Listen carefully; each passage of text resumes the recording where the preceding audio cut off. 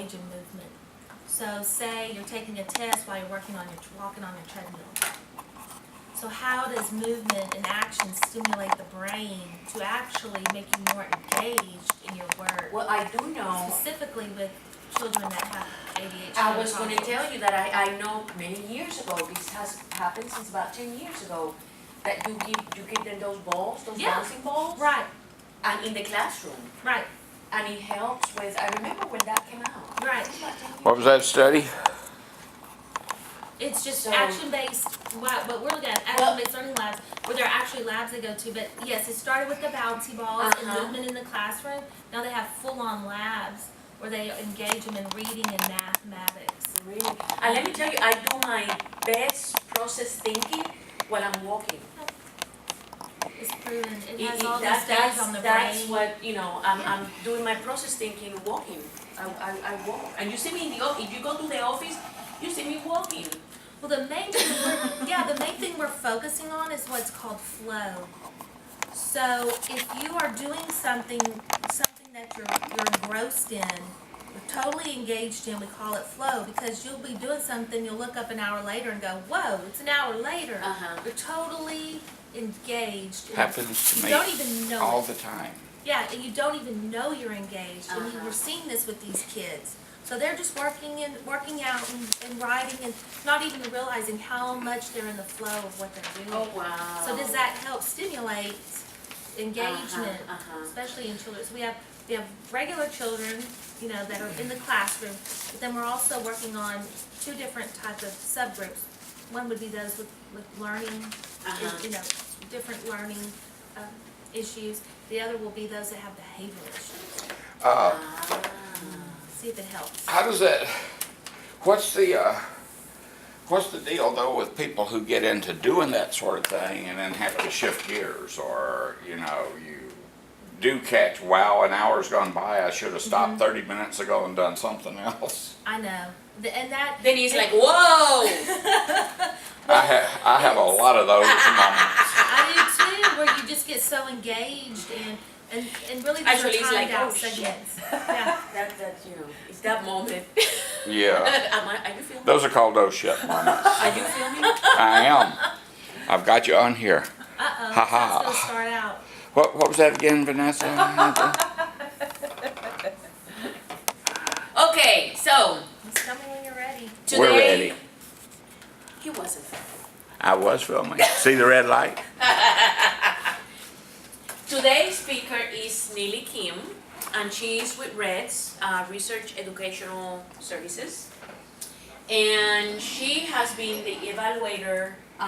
REDS actually is I will say, international recognized research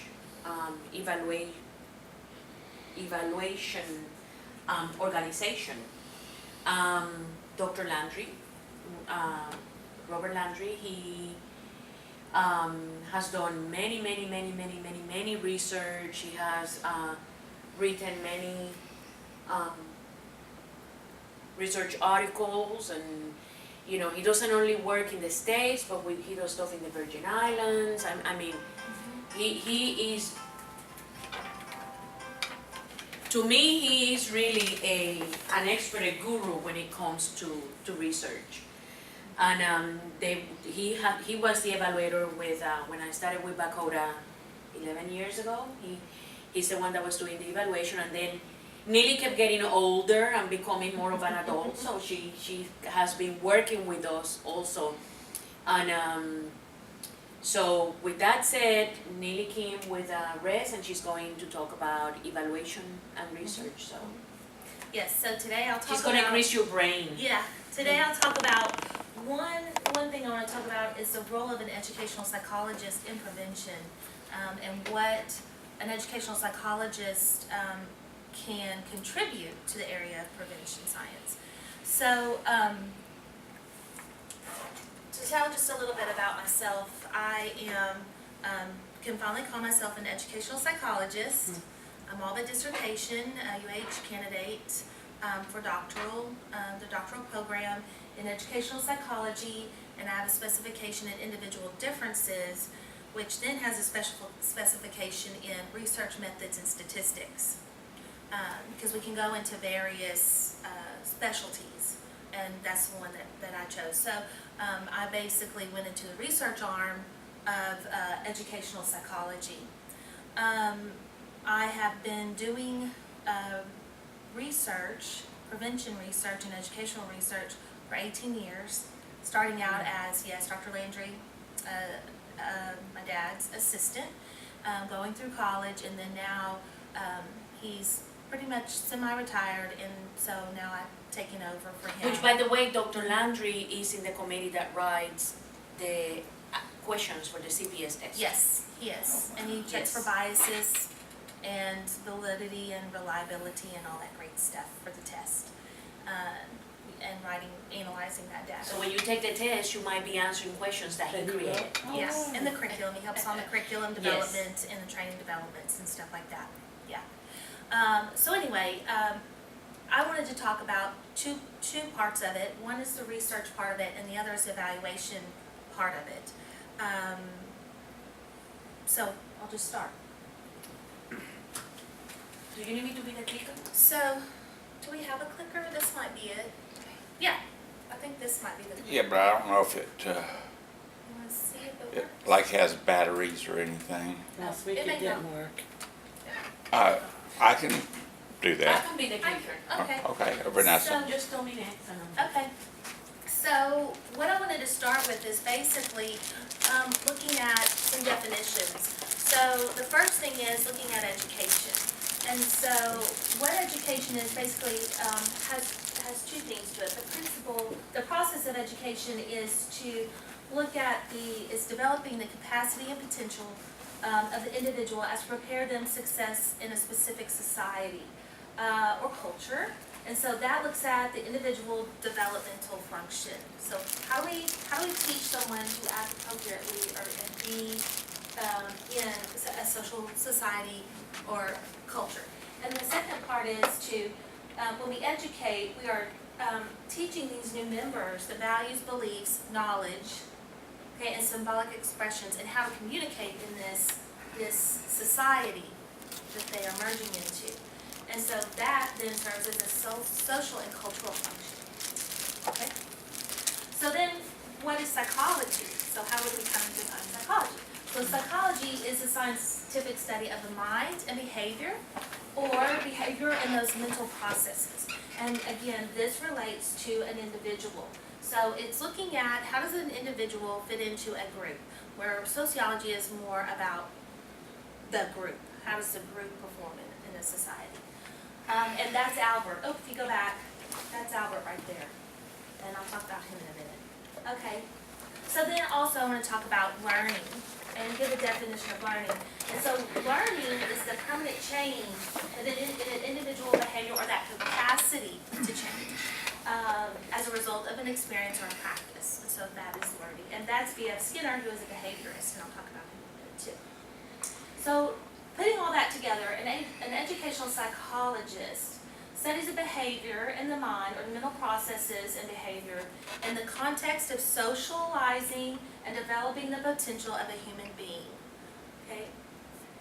And so what does an educational psychologist do, or what do we study? Well, we look at learning theories, teaching methods, motivation, cognitive development, emotional development, moral development, adolescence, parent and child relationships, and a whole lot of stuff. That's just kind of the tip of the iceberg. So it's very comprehensive.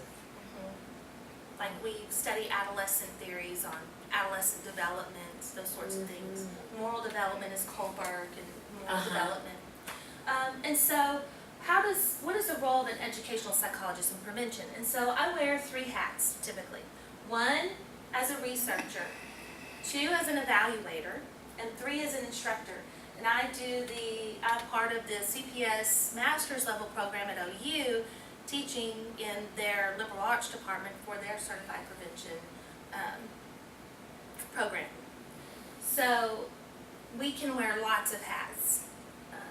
We can go into just doing, working at the university, strictly doing studies, or like me, go into the private private consulting world, kind of mixing it up a little bit. So it's more than data. Everybody thinks evaluation, just data. It's Mhm. deeper than that. It's just not numbers. Yeah, we can do, well, as a psychologist, so it varies on what we do, what evaluator would do. But evaluator fits under many things. There's no degree for evaluator.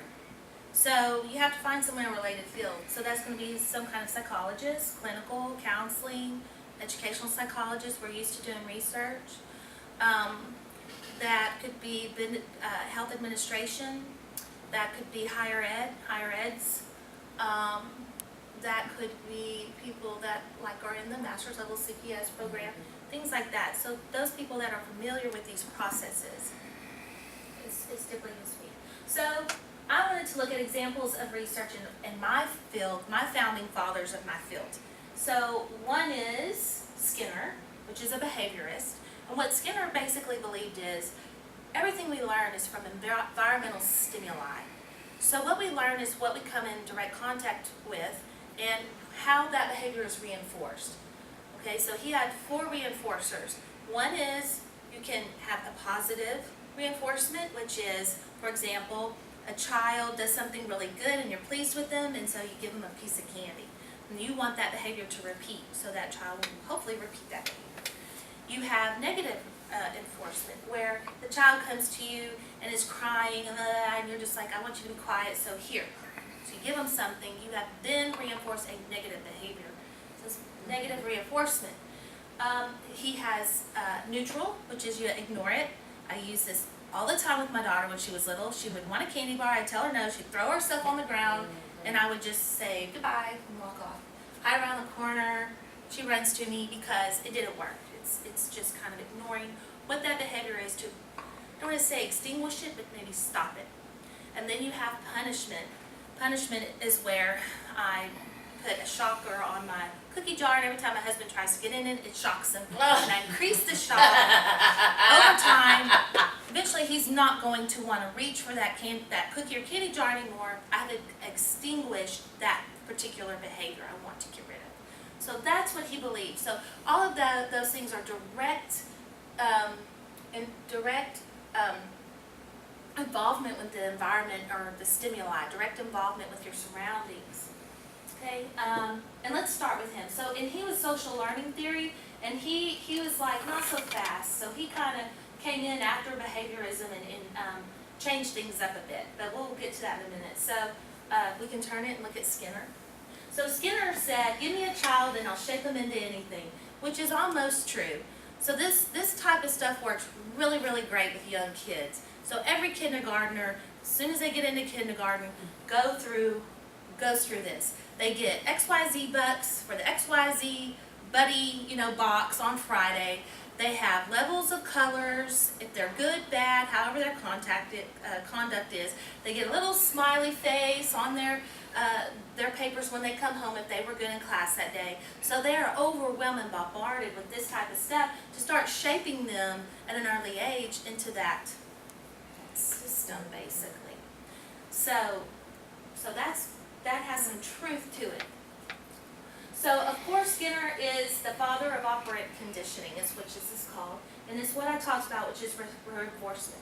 So behavior that is reinforced tends to be repeated, whether you are giving them, like I said, that repeated, if you reward a good behavior, you want it to be repeated, it could be repeated. If the kid cries, it's a bad behavior, but you reward it, it's going to happen again. You're going to repeat a bad behavior, and I just did it with my cat, because I accidentally trained her to go somewhere in the wrong place. But it happens, and sometimes you don't even know that you're doing these enforcements till it's too late. This behavior is occurring, and then you have to break the cycle. You have to extinguish it right here, okay, by not reinforcing whatever is going on. Okay, so that brings up this behavior modification, which is therapy based on these enforcement techniques or types. And like I said, this works really good for young kids and is really used in our educational environments. Okay? And that brings up token economy. And all this will make a little bit of sense later. Token economy is really what he came up with. So it is a system of looking at a behavior, reinforcing it with these tokens, the buddy bucks, or whatever they get. And after they collect so many, then they can go trade it in for privilege and activity or something, a thing. And again, used all the time in educational settings. Okay, and so then there came Bandura. It was one of my absolute favorites. And he said there's more to this behavior of reinforcement. There's actually some thought process going on with these behaviors. Okay, and so I love this cartoon because Pavlov is the one that rang the bell with the dog. He gave the dog the food, it'd salivate. He was conditioning the dog. So this one says, you know, knock on the door, do not ring the bell, dog inside. And then you have Skinner who had all the work. He actually had to work with pigeons and levers. So they would get, if they could move the lever, they'd get the reward of the food, and it was a way of reinforcement. So that's his tour. And then you have Bandura that says, watch the video on how to knock on the door. Because Bandura is all about observation. So I thought that was cute. So then we come to the social learning theory. And what this is people learn from each other through imitation, observations, and modeling. Okay, and what he did was bridge behaviorism and cognitive theories together. He kind of bridged those two theories. And he is the one that discovered that learning requires you to be paying attention, to use your memory, and then to be motivated. Okay, motivated on that action. So again, it is what happens here with this. You see a behavior through observation of others, then you form your own ideas about what you saw or what you observed, and you code it in your brain through your memory. So you store it there. And then at the opportune moment later, you'll recall that behavior and use it as an action guide when you're going to repeat that behavior. So this is very important. So I love this experiment. It's old. A lot of people have seen it, but I love it. It just rings true in human behavior. You see here, this is a researcher, and she's filmed beating the heck out of Bobo, this clown. So she sits on it and punches it, she throws him around, she's kicking him, hitting him with a hammer, all this stuff. You can see under each one, the child does the same thing. They're modeling her action, as you can see here. But not only did the child learn from this observation and model what she did, the child learned to take it up a notch. So when they had little tools around, one of the tools was a gun. So the little boy picked up a gun. The model never used a gun. But because he had learned this aggression through observation, he picked up the gun and started shooting the Bobo. So using his own action plan on what he observed from her. So if we go to the next slide, I did the film on Bobo, if you want to watch it. And I hope you can click on this. I don't know how the internet... It should work. Okay. It should work. Actually, there are commercials about domestic violence. About what? Domestic violence. I have seen Yeah. commercials with, it's be mindful because whatever you're doing, kids are watching. That's right. I mean, it's just that, but And he did studies with aggression, substance use, and other behaviors to test this modeling. how are the noise? What? Here we go.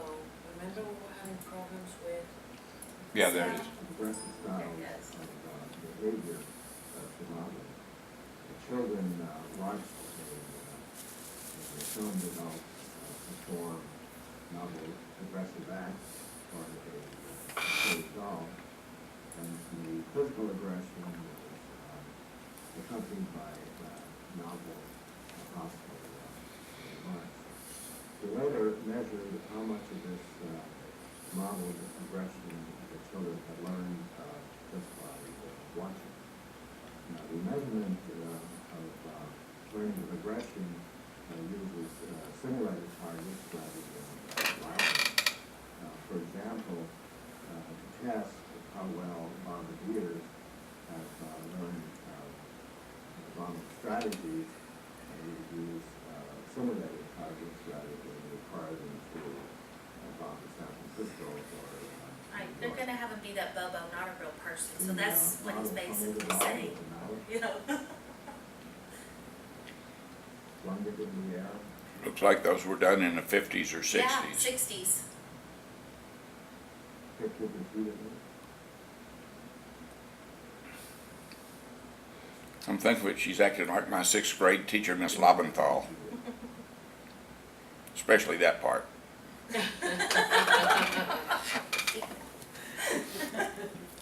It's so proper, the way she's beating up the clown. Oh, yeah. Yeah. And there's little Albert DeSalvo.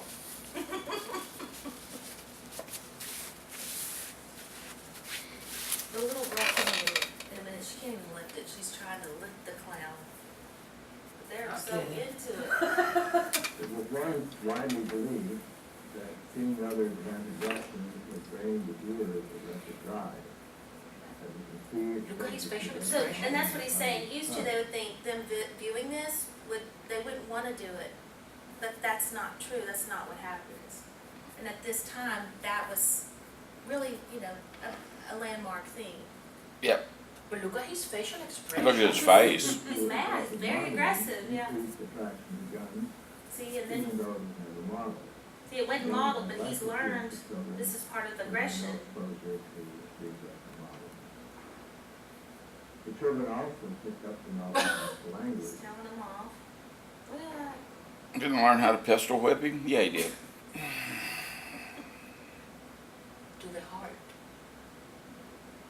Yep, there's the pistol whipping. No, it's a hammer again. Yeah, he's got both of those going.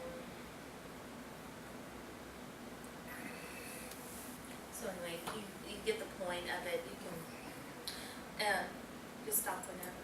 But that just shows you what modeling, how important it is, what parents do, what peers do, and the influence that it can have. So how does that apply to prevention research? That was so long ago, but it really was a foundational piece for a lot of disciplines, because what we see is what a parent does means a lot. It is very important. What adults in our community do are very important. And so we even do a community assessment survey where we look at this process as what are the kids doing and how much are they mirroring the adults. So we look at this mirror effect in the community, because a lot of times adult norms and adult modeling is what drives what the youth do in their communities. So this was very important and a very important piece, contributed to prevention science and education, and one of those foundational pieces. He also knows that peer modeling has the same effects. So seeing what your peers do will also influence what you do, and we know that, but this is where this comes from. So what we look at is parent modeling is the introduction to norms. What sets the norm? What we absorb, what we observe as normal, and what the consequences is for what they've done is sets the precedence of this norm. So how parents model a situation can determine how adolescents learn to deal with certain situations like drinking, substance use, whatever. What their parents do and how their parents react to it influences the child. And also, when we talk about peer or parent, having trusted models are very important, because how they handle a model of behavior gives the individual the efficacy to handle a behavior itself. And one thing we use in prevention is refusal skills.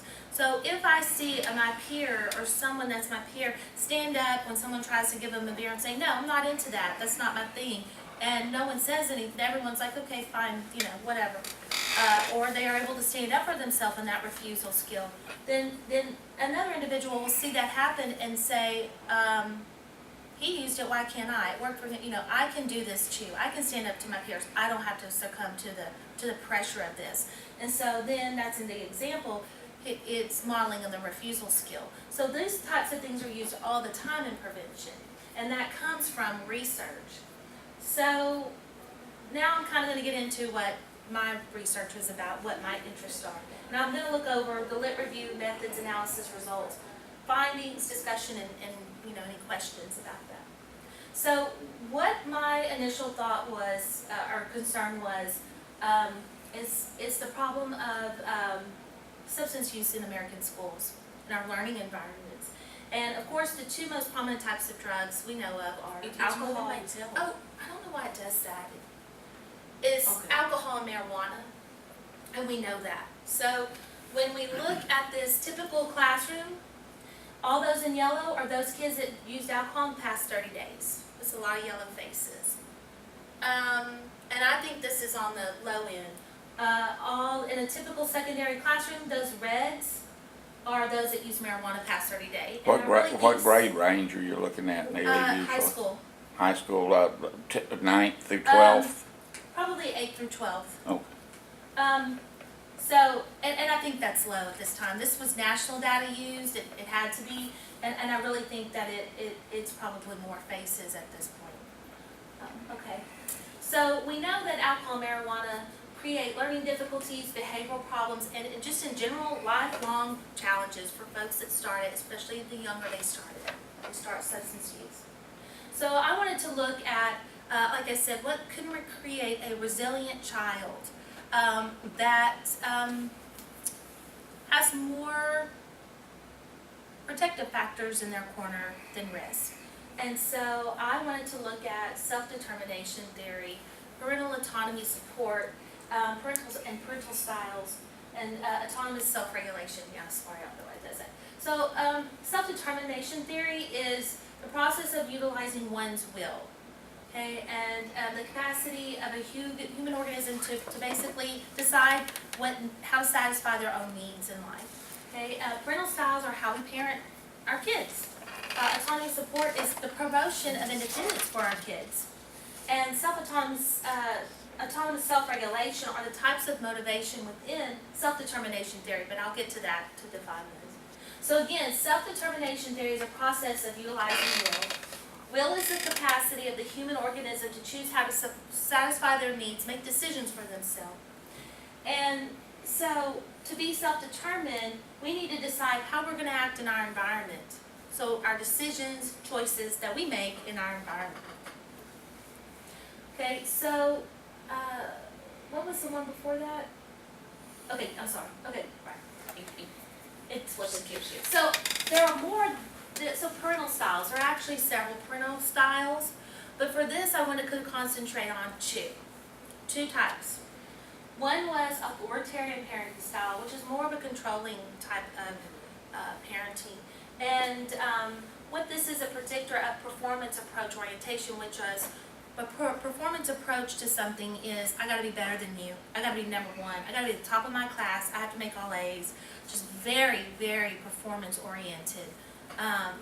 Be the best, that kind of thing, which isn't all bad. It isn't all bad. And the other is authoritative parenting style, which is more democratic in nature and is related to a mastery approach in orientation, which is I do things because I like it, I enjoy it, I get satisfaction out of it, it feels good, that kind of thing. I want to learn because I want to understand. Okay, and so that's in the literature, that's what's been shown to occur. So, autonomy supported parents encourage choice, decision-making, independence, and an autonomous self-will. And in the literature, the more autonomous parents are perceived by their children, the higher their self-regulatory style or their motivation is. So the more intrinsically motivated children tend to be across these various contexts, which we talked about. So if we create a more mastery level child, more intrinsic child, then this should not only happen in education, but across all context areas. I have a question. Can a parent have different parenting styles with their children? Like, I know I'm a certain way with Julia, but I'm a different way with Esteban. Yes, it's how you interact, you parent that child. So, Each child individually, right? yes, how that child it's how that child perceives your parenting style.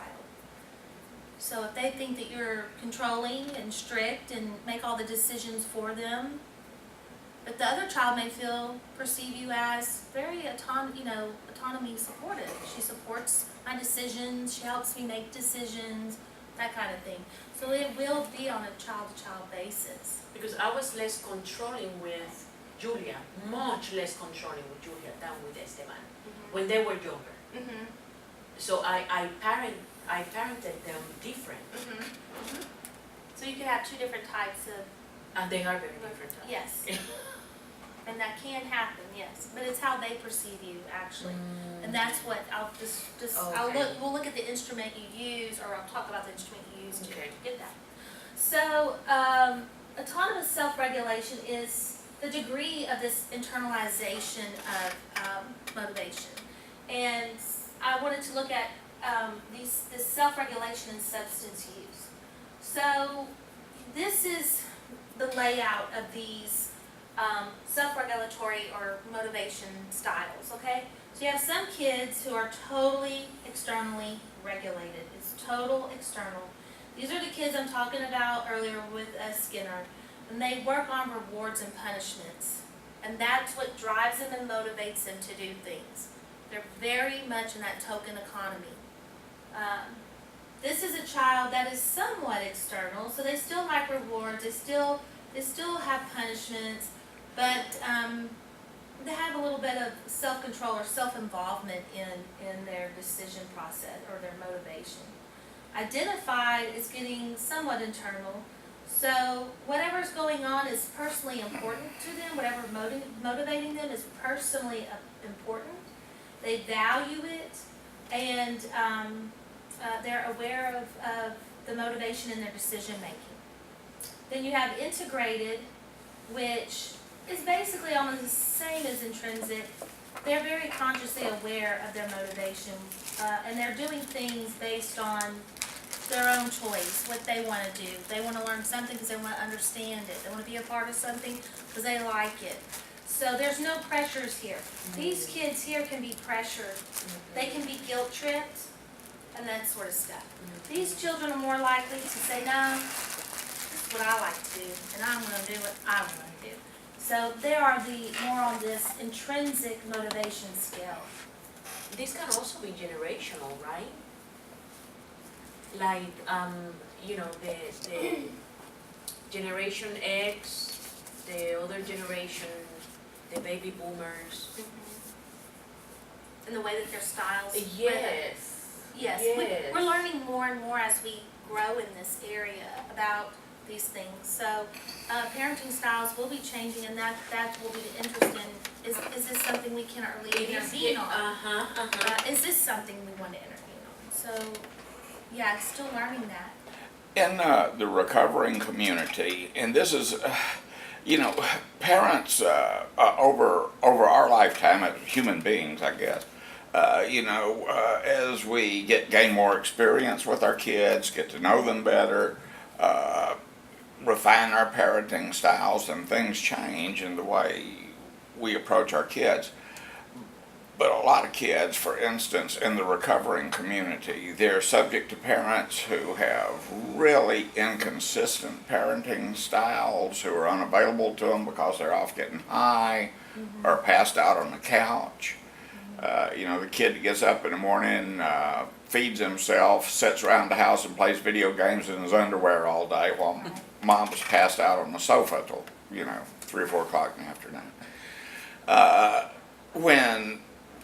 When an if recovery takes place, then the parents, the recovering person, is trying to, patch up relationships and stuff.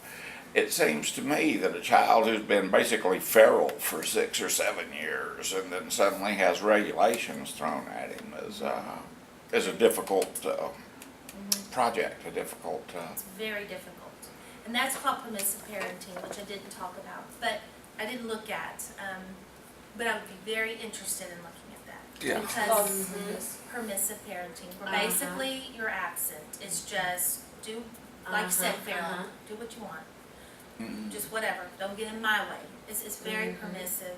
And those kids they'll have a very hard time once they get it together and decide, well, now I'm gonna discipline you, now I'm gonna encourage this or that. It's very hard, especially the older the child gets. And this would be something that, if ever used in an intervention fashion, would have to start, like we were talking about, very young.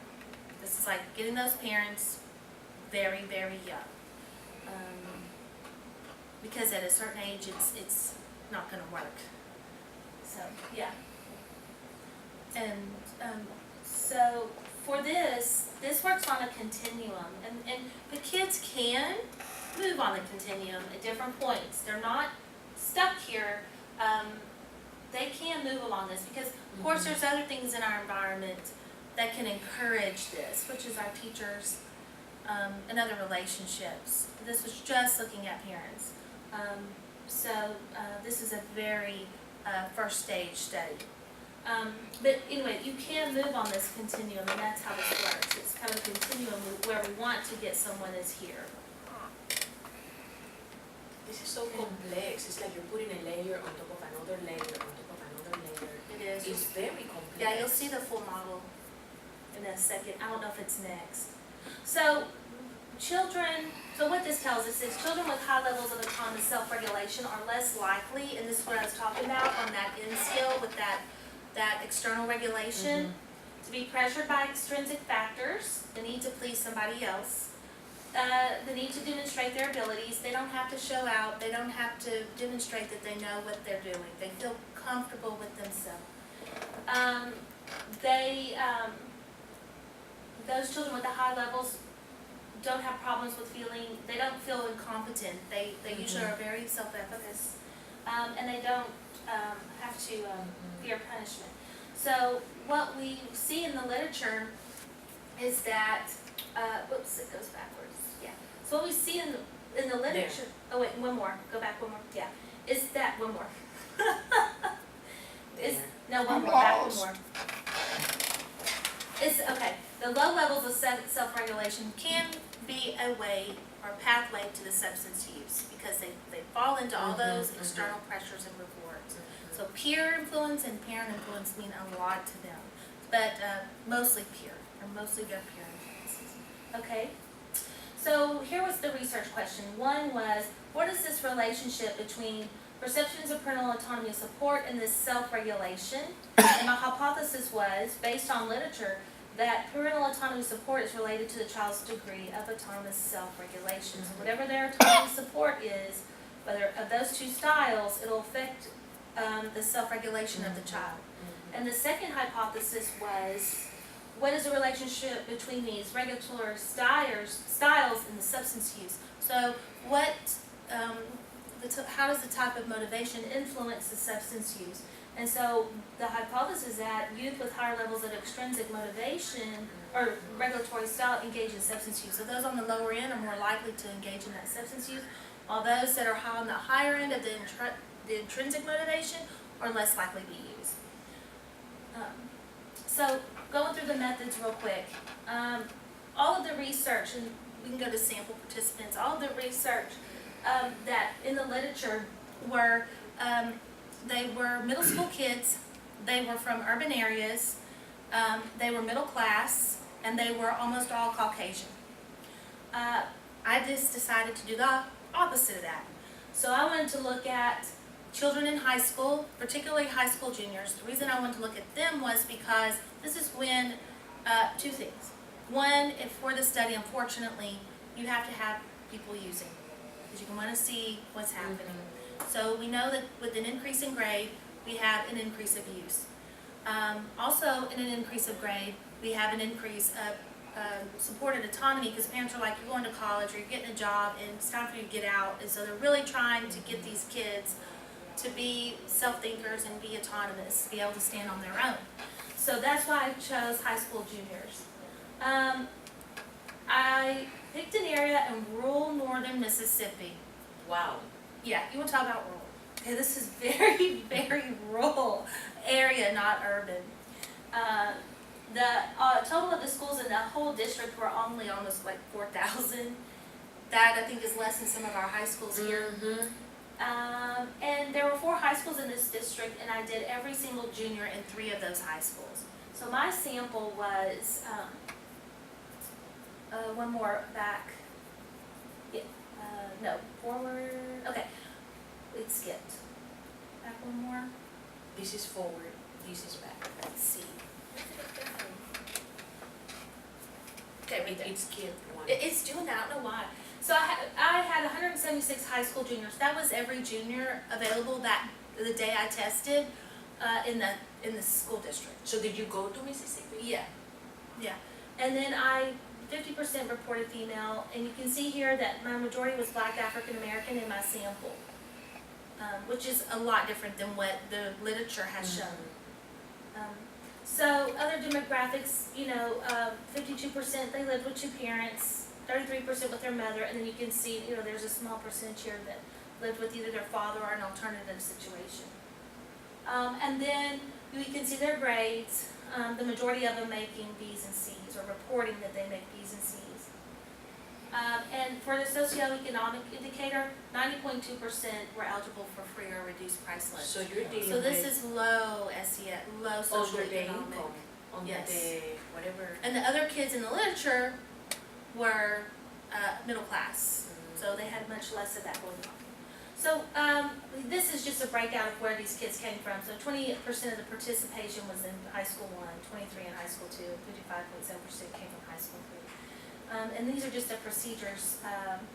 So we surveyed I administered a survey in these schools. They all took it at one time. It was anonymous. I didn't want to know anything about them. I used some archival data, and I used a passive consent. For the record, whenever we have done the course survey before, the last time that we did it, Neely's the one, Reds, they're the ones that did the evaluation, Yeah, did the core. here at Lee College. So, what did I pull from? I created an instrument from 3 instruments. One is the self-regulation questionnaire. That's the one that asks kids about that motivational style. So we can learn about what their style is. This is perception of parent scale, the POPs. What that does is get that perception information of what type of parent they think that they have. And thirdly, we took the substance abuse questions from the Texas survey. And then we ran that and got the reliabilities on it, made sure it was a reliable, valid instrument. We were surveying what we meant to be surveying for, and we had all the reliability scales came back good. So Which we Reds proceeded. is the owner of the TPIR, the TPIR. Well, it is public, but we just helped develop that instrument with UT. We can go through this. This is a 32 item, 4-point scale. This is what it is. Looking at those things.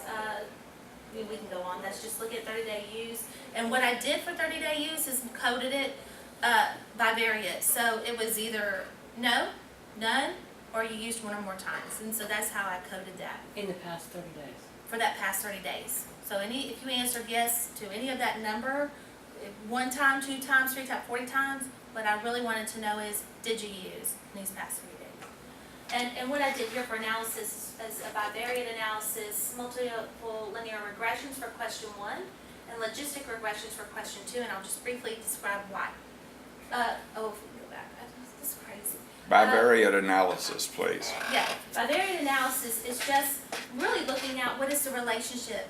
How did I find, what relationships did I find in this overall? And based on that, the linear regressions are when I have categorical scales, so I really need to look at that categorically. And then when you have logistic regressions, those are done on dichotomies, yes or no, and you use these things called logits, and you get more or less of something, basically, is what that is. So that's what I ran for these. And here's the model. So here's the first part of the model that I looked at, where I had intervening variables, and I looked at all these things and how they related to these things. My dependent variables, which are all those self-regulatory styles. What's the SES? That's the low socioeconomic Okay. indicator. Okay, and then I looked at, we can go on. Are you still looking at it? So then, the second part of this model is, I looked at, as my intervening variables, all these self-regulatory styles and how they related to substance use. On that was those bivariate logistics. And this is the full model. How does this relate to this? How does this relate to this? And that was our outcome. Okay, so what I Goodness has really gone looked at- wild. I know. That's weird. So So tell me what let's to look stop. at, okay, go back, I'm gonna go to that bivariate table. Back. One more? One more. Okay, go back, forward. No, It, oh, it, man. it goes all over. I'm sorry, I don't know what. Are you using the mouse or the keyboard? I'm using the keyboard. Huh. Go down a little, that is so, please don't jump. It doesn't matter what key I use. Isn't that wild? Let's see, findings. Computers. Don't you love them? I So- did a double. All this does here, all this table does here is show me where I have positive relationships on significance or where I have a negative relationship of significance. Okay, and significance always works on these three levels. So you have 1 star is 0.05, 2 stars is 0.01, 3 stars is 0.001. Those are probabilities, or, you know, the chance of this is really good. So what's interesting on this chart is this. When we look at the self-regulatory, okay, let's see, 5. 5 here is alcohol use past 30 days, right? When I go down 5 and I look at each of these styles, right? I see a negative relationship there that is significant. Meaning that these things have a negative relationship with alcohol use, meaning that, All of them. yes, which is good. Because hopefully if you are in this, that's what we want to see. We want to see these significant relationships. And as you can see here on 5, they have to do with identified self-regulatory style, intrinsic self-regulatory style, and maternal autonomy support all have the negative relationship with alcohol. They don't go together. So that's very interesting. For marijuana, 6, see some of that same stuff done. Now mother, nothing. Okay, there was nothing. But if we look here, and what was interesting, even this external had a negative on that. So maybe there's still something associated there with it. But so anyway, it was interesting just on the bivariates. Okay, so we can go forward. We can skip it in the charts. Where are we at? Okay, so the purpose of this was to examine those 2 relationships, which was the autonomy support in this, how it was related to self-regulatory style, and then self-regulation in this substance use. Well, so what did we find? Or what did I find? I found that I didn't find, which is interesting, in this sample, it went against the literature. I did not find the mother autonomy support had any relationship with these styles. Really? None. So when I saw that, I was like, oh my gosh. This doesn't work in this sample for whatever reason, which was my committee was like, wow, why, this goes against literature. So I didn't have my hypothesis 1 supported at all. So in past research, maybe something that helped was combined parental autonomy support, but you know what, I ran it on both. And What are the implications with the mother autonomy support and no relationship there? I mean, as far as prevention and stuff goes. As far as prevention, Yeah. well, all it tells me actually is that, at least in this grade level, this would not be something I could use. It didn't have it didn't shape the child whatsoever. These children at this time in their life who've had the same parent this whole time, it did not decide on what kind of learner. That wasn't the environmental factor that influenced their learning style. So, Were you able to sleep that night you realized this? well, to me, it just shows that we've got to be careful when we create interventions because you can't generalize things to everybody. So because they found this in this 1 sample in the literature, certainly didn't work for this sample. For whatever reason, whether it's their age, it's the way, the cultural and factual situations they're living in right now, it's not gonna be an intervention piece for this population. A thing, and I'm not trying to throw you off from your Yeah. presentation, but a thing with this is, it seems to me that to get really solid developmental stuff, you gotta look longitudinally. Yes. At that, and I'm thinking, if you're looking at juniors, you didn't really, it's hard to have any kind of comparisons to what was going on in their lives in the fourth grade, for instance. Right. It's very preliminary. Yeah. Very, and I'll stress that, preliminary. Okay, but Yeah. it's fascinating. I think It's it's just intriguing kind of a probe study. into it to see, is this, well, here's what all this literature says. Mhm. And I have another question, Mhm. and, I don't mean to be overly rude. No. Where do you leave that addiction is a disease of the brain? Meaning, Where does that theory fit in here? of learning, For substance use?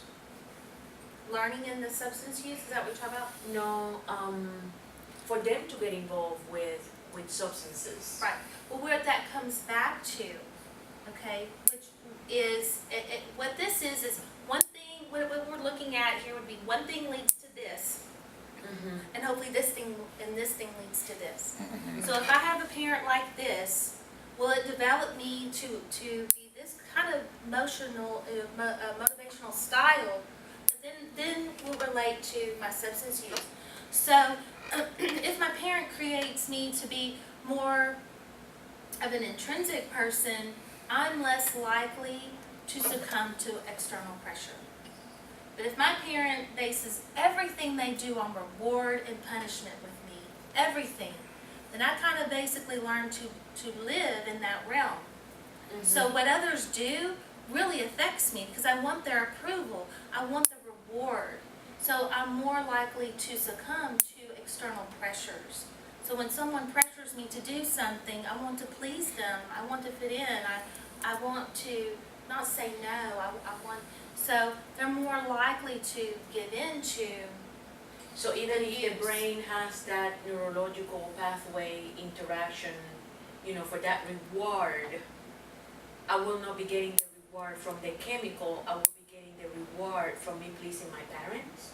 Well, no. Am I talking about two different things? Two different things. Okay, Yeah. never mind. I think you're talking about the disease itself, Right. Yes, exactly. and that's independent of socialization with This is- any biological changes there. Right. Okay, This is just more or less environments. okay, got it. Environments. How do environment influence us and Got it. maybe our choices we Okay, make?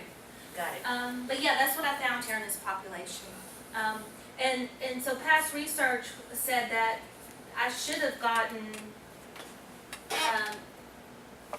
related in a positive relationship. This should have related positively to the child's SRS, but I didn't get anything. Mhm. That greater perceived parental autonomous support related to greater identified SRS, which was interesting because this is the one that I had mostly, was Mhm. identified SRS kids. So there was indication of parental support, according to the literature. So what is identification SRS? That's when you begin to show your own thought, self-determined thought, and you engage in the behavior because you see a benefit for yourself, and the activity is personally important to you. So you're making your choice. So what I did see was when there was an increase in identified, this one, SRS, there was a decrease in past 30-day alcohol use. Okay. So that kind of supports that. The further you are on that intrinsic scale, maybe the less likely you are to use. And when there is an increase in identified SRS, there's a decrease in past 30 days use of marijuana. This only happened on this identification. So it somewhat supported my hypothesis of level 2. And other things that we found that gave me some relief that I did this right was that what we found with the external SRS is significant positive relationships and grades. That's true. We know that. Performance-oriented kids it's not all bad. They want to make that A, and they're probably going to make it, because that's what they want to do. So some of that is true, or at least supported in the literature. I also found that identified intrinsic SRS had positive and significant relationships to grades. That is supported in the literature. More mastery-oriented kids are also more academically competent and more likely to achieve in school. So why I went through all this to say, what the importance of the research is. And the importance is that it adds to the literature. Okay, it replicates studies, and that's basically what I was doing here, was just replicating a study to see if I got the same result to contribute to the literature. Far from it going to any kind of intervention phase or any kind of recommended intervention. But it is just replicating the study to see a different population, to explore something different than what it was in the literature. And I obviously had a different finding, so there was no generalizability initially from those other studies because my population did not find what they had found. So it's interesting, other populations need to be studied. But it does come into importance to identify prevention strategies and interventions, and so we kind of saw that with Bandura. A lot of his theories and things that he talked about have made their way into intervention, like the modeling and talking about that with parents and the importance of that, and self-efficacy and trying to create children to be efficacious in their in their refusal skills and those sorts of things, those supports. So research does eventually, that was in the 60s, so eventually it does work its way. If it is good research, replicated over and over again and found the same results, then it'll make its way here. So it is important that there are people studying these things all the time. And then to understand, like I said, these diverse populations, the individual differences in populations, so that when we have an intervention, we reach all kids, we reach all adults, all families, not just certain ones. And we really are creating an intervention that goes out to everybody. But they won't always. Let me take that back, because there are some interventions, it's confusing. We want to try to have interventions in some aspects that we can use over and over again. We know that work, right? But then we also, in psychology, we believe if an intervention works with one person, then it's a salvageable thing because we're helping that one case study or whatever. Sociologists see it a little different because they want to try to hit the masses with one intervention that kind of can cover reach as many people as possible. So it can get a little, murky there. So we can skip through that.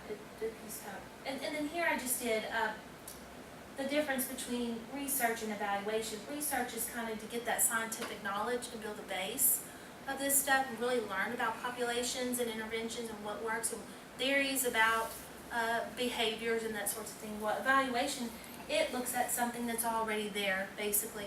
And it just looks at programs and strategies that are already made it through all that rigor of scientific development, made it through the rigor of pilot testing. We know that it works. It's evidence-based. And we're just seeing if everything happened in place to get the outcome that you should get if you implement it. And that's basically what evaluation is. Let me go through that. So evaluation is just a systematic assessment of the operation and or outcomes of program policy compared to a set of standards. And that's basically what it is. We have an evidence-based program. It said it should work over and over again. It's gone through the rigor of repeat. Then against their standards that they say make this program work, we should also have it work. And so we need to look at the set of standards and see if we did all those processes just like they do those processes to get the outcome. So evaluation and prevention, it strengthens your projects. Of course, the goal is to improve overall well-being for people. It strengthens projects during their life cycle, whenever possible, outcome data to assess the extent of change. And so I come to the SPIF cycle. What you do is you do a needs assessment, you build capacity, you plan, you implement, and then you come to evaluation in the cycle. And then if something isn't right, you can tweak it and change it. So you're constantly evaluating through that cycle. And that's kind of what that's talking about. And that's important because we need to be tweaking some of these strategies and adapting them because, to serve whatever population we're targeting.